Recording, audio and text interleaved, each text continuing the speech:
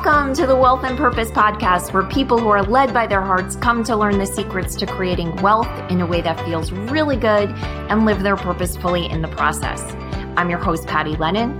I'm an ex-type A corporate banker turned intuitive business coach. I'm also a wife, a mom to 2 preteens, a professor, Girl Scout leader, and well, hey, you get it. Like you, I wear a lot of hats. Whether you're looking for inspiration to get started or strategies to get growing, I am here to help you create abundance in every area of your life and business. Welcome. Welcome. Well, here in the States, we are getting ready to celebrate Thanksgiving, which for me sort of is the beginning of the holiday season. And maybe if you're one of those crazy people out there who starts prepping for Christmas or a holiday a couple weeks ago, well, then I'm sure you're well on your way. But I think for most of us, tomorrow marks the beginning of the holidays, at least in the States. And for those of you listening in other countries, I'm guessing you're getting into the holiday spirit now as well. So what I found really helpful was to shift the way that I approached the holidays many years ago as I became aware of the fact that I was an overgiver. So I've shared before that I'm a recovering perfectionist, control freak, overgiver, all those things. And what I found is it doesn't make sense to fight your tendencies, your natural instincts to want things perfect, to want them to control, to want them, to be giving.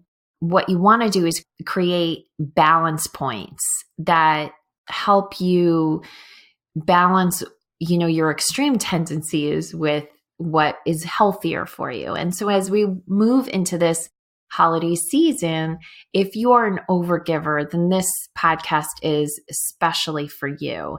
And even if you don't call yourself an overgiver, I think what I have to share with you will be super helpful in helping you have a holiday season that you're really, really happy about. And what I mean by that is when you wake up on January 1st or the 2nd or even the 15th, when your credit card bill starts to roll in, that you look back over the holidays and you just feel a grounded, joyful sense of what's gone on, that you feel that your time and your energy and your money was well used. And what happens for overgivers is our joy in giving can really, really go next level during the holidays. And it's kind of crazy to try and temper your giving nature during the holidays when that's what so much of this is about, because that'll just drain the joy from you as well. But there are some things you can do, with some practices you can put in place that will ensure that you do it in a really healthy and balanced way for yourself. So probably not the most fun way to do this, and I will get to some other things I think are a little bit more enjoyable, but a really good practice to put in place is to set a budget on your giving, and especially when it comes to gifts and or charitable donations. And I am not someone who loves budgets. It's my bookkeeper and accountant that have to keep me honest.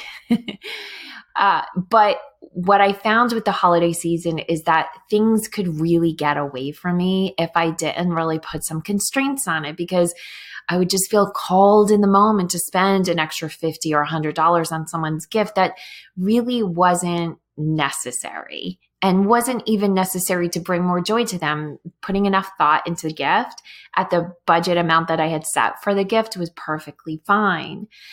I have kids, so that's absolutely necessary, because as they've gotten older, their gift list has gotten quite expensive.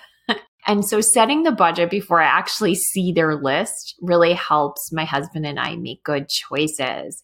And so I would just offer to you, put the budget in place, maybe even give yourself like the budget you'd like to stick to, and then like the ceiling that you absolutely won't go above. And so that's one way that you can really, really offer yourself some help around the holidays. And it's a very basic one. I'm sure you've heard it many places, but I think it definitely needs to be said many, many times for it to finally sink in for us, right? Now, to counterbalance the boringness and the Grinchness of a budget, I will tell you that one of the things that I budget for is a gift for myself. That's one thing. And the other thing is for random gifting. And what that looks like is random acts of kindness. And this really was inspired for me during a really difficult time in our community. So I live in the town next to Sandy Hook. And so right after the Sandy Hook shootings took place, there was just such a need inside of me to just look like I was being helpful. And so I would go around and I would give gift cards to all the people who were doing public work. So the police officers, gift cards for coffee shops, the police officers, the firemen, and any of the people that were doing that work. And I really, it just helped. And it was also a lot of joy in a time that was somewhat dark. And so the following year I did it again. And it was December 14th is the day of that tragedy. And so that was very close to the holidays. And all of a sudden I realized that this was a really nice way to give in the way that I love to give most. And if you're like me and you're an overgiver, you can probably relate to this, which is to let your giving be something that brings joy to another person. And there is no more joy than you can witness when you give a complete stranger a gift. I mean, that's super cool. And you don't have to budget a lot of money, $5, $10. I typically do $25. I get $5 gift cards and I give them out randomly. That is a really fun way to include some things in your budget that really feed the joy you feel in magical giving. So that's one. So now that we're done with the boring stuff, I'll go to the more interesting stuff, which is design your holiday for you. And what that means is that what you'll probably find is that you have a core group of memories from your past, or maybe that you wished you had, or some version of a memory that you wished was just a little bit juicier, that you would love for it to happen this holiday season. And I'll give you an example. It's, for me, it's watching It's a Wonderful Life with my husband by the fire, sipping wine, just having this really quiet night. This was something that used to happen all the time before the kids came along, and then it disappeared. And I had always thought that it would just keep, every year I went into it thinking one night would just happen. I mean, how hard is it after the kids go to bed to watch a movie? But apparently very hard. So what I found was I need to make a list of what I wanted to happen and then make sure that got priority. So rather than hoping it would just happen or expecting that it would just happen, my husband and I would put that on the calendar. And my husband's way more go with the flow than I am. But for him to know that was our It's a Wonderful Life night, then especially when the kids were younger, we would manage the day differently, especially so we'd have enough energy at night to even stay up long enough to watch the whole movie. Some other memories that I realized were really important, but were ending up getting lost along the way is to have a moment on Christmas morning, that's the holiday we celebrate, where my kids are opening their presents and I'm drinking a hot cup of coffee. And that's less difficult to manage now that they're older, but this started when they were young. I'm drinking a hot cup of coffee, sitting back with my husband, enjoying watching them opening their presents. And the thing is, it was never working out like that for the first couple of years. When I realized that this was something that was really important to me, and I started to look at why that wasn't happening, I realized that when they were younger, their toys came in this ridiculous packaging that would take us just this enormous amount of time just to unearth the gift from the packaging. And, the minute you'd get something unearthed from its ridiculous packaging, the child would play with it for 3 hot seconds and then be like, the next one, the next one, the next one. And so we would spend the morning in this frenetic pace of trying to get these toys removed from their packaging. And when I realized that's what was going on, that next Christmas, what we did was, my husband this was somewhat under duress for him, but I forced him to sit with me on Christmas Eve and get all of the toys out of their packaging before I wrapped them. And so when they opened them on Christmas morning, they didn't need anything more from me. They could just play with them. And then that gave me my 10 minutes or so of having that hot cup of coffee and being able to watch them. Another thing for me is I have some friends that I'm super close with that, being around them around the holidays is really special. And so getting that date on the books first before we sign up with any other holiday parties is super important to me. And so as you can see, none of these things took like huge amounts of life rearranging, but with a little consciousness and pre-planning, they dramatically changed the joy that I had at the holidays. So what I would recommend to you is, and maybe you want to do this before the budget because this is at least fun and the budget is maybe not so fun, is make the list of 3 or 5 or go for gold and go for 10 memories that you're choosing to create throughout the holidays. Because what you'll find probably looking back is that some version of those memories probably happened, but people were in a bad mood. Maybe someone was hungry. The logistics didn't work out quite right to make it as special as you wanted it to be. When you know that that memory is important to you, when you're pre-planning it, all as unromantic as that sounds, it really creates the ability for you to bring a lot more magic into those moments. And then that leads me to the final helpful point I will have for you. And I will tell you that I wrote out a much longer description of some of these things and some additional guide points to how to improve your holiday if you're an overgiver. And if you'd like that, just go to pattylennon.com/holiday guide. I summarize what I just told you on this podcast. And then I have some extra bonus points in there that will be helpful. And so the final point that I just want to share that really made a difference for me was to take care of myself first. Be really clear what I needed for my energy first and foremost before I did anything else. And that had a lot to do with what I said yes to and what I said no to. And probably, I'm not sure how many years back, my husband decided to take alcohol out of his diet. And now since then, sugar out of his diet.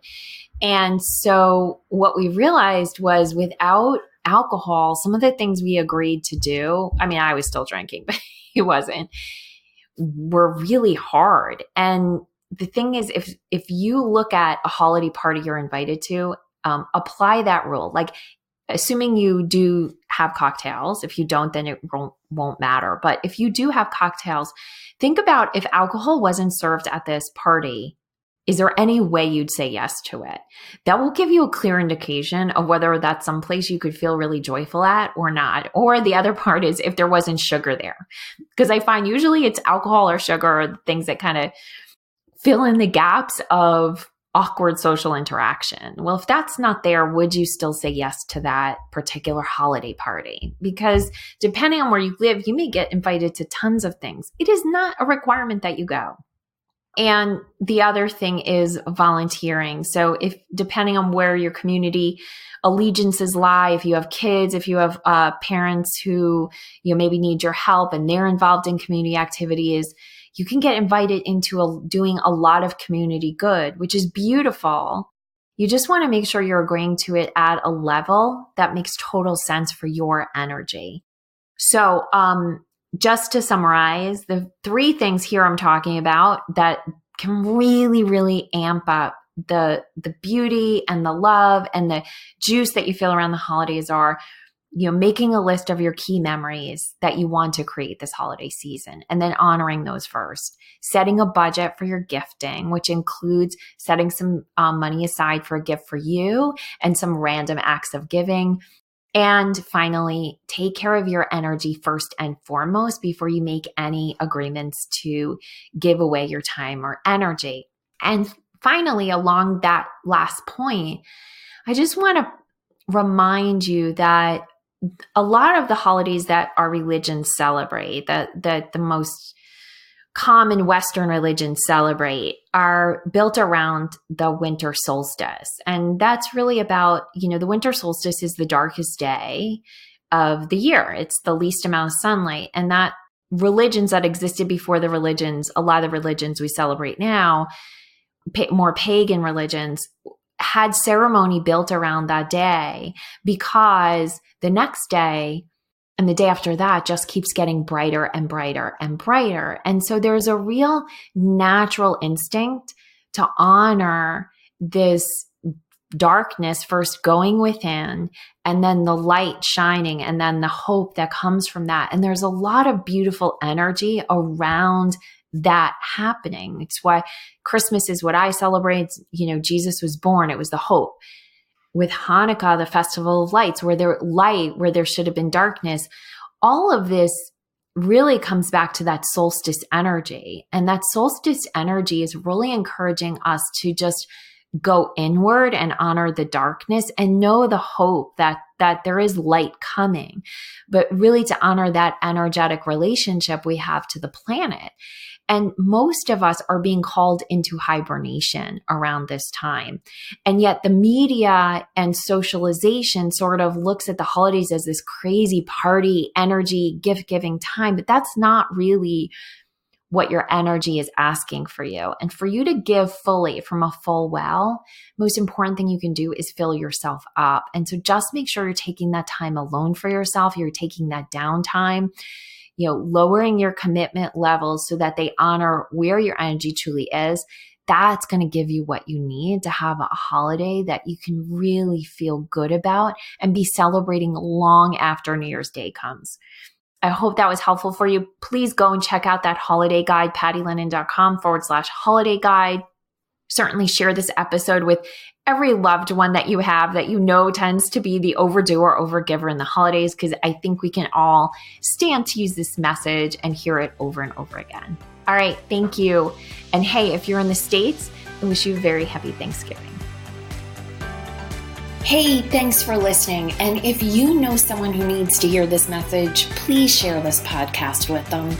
And if you're feeling really generous, I'd love for you to leave us a review on your favorite podcast app. It helps us reach many more people, and it fills my heart with so much joy when I hear what you had to say about what you heard. I am cheering for your success. Have an amazing day.